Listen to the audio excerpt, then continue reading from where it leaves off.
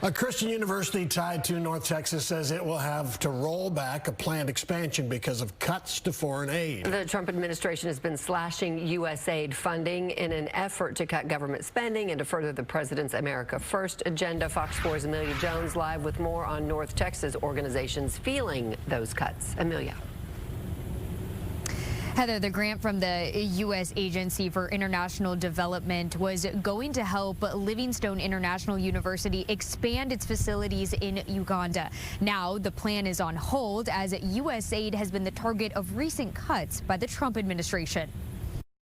Livingstone International University started as an idea between several churches and ministries, including several here in North Texas. The idea became a reality when the university opened its doors to students in eastern Uganda in 2012. More than 10 years later, about 340 students are enrolled, and the university hopes to continue to grow. And so the concept is really simple.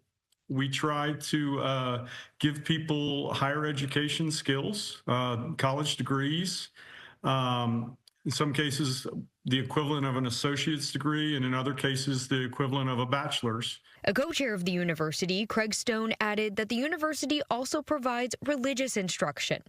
A portion of the funding comes from the U.S. Agency for International Development. A USAID grant was going to help partially fund an expansion for the campus, until Stone says they received a notice of suspension from the federal government. You know, obviously it's somewhat disappointing. You know, again, this is a multi-wing building that we're trying to build. Ultimately, we'd like it to be 3 wings.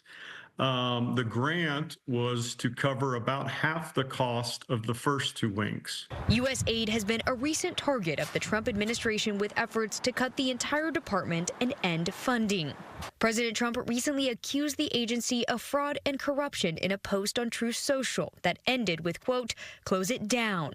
Stone has heard all the rhetoric, but he also knows the impact the university has on the students it serves, thanks in part to U.S. funding. And so when you give someone a college education and turn them loose into that small but growing economy, again, you're talking about the ability to take not just that one person, but an entire family out of poverty. He hopes during the 90-day suspension, the federal government will review their case and allow them to continue as planned with the funds. But if the money doesn't come, Stone says they will find a way to move forward. We believe God is behind what we're doing, and we believe ultimately we'll get it done. It may not be on the original timetable, but we believe we will get it done. The university was actually awarded a USAID grant during President Trump's first term, but COVID delayed construction. Stone says when the expansion project was back on the table in 2024, as you heard him say, the grant was going to cover a portion of the roughly $2.5 million project. The university planned to break ground in April. The new wings would add additional classrooms and office space.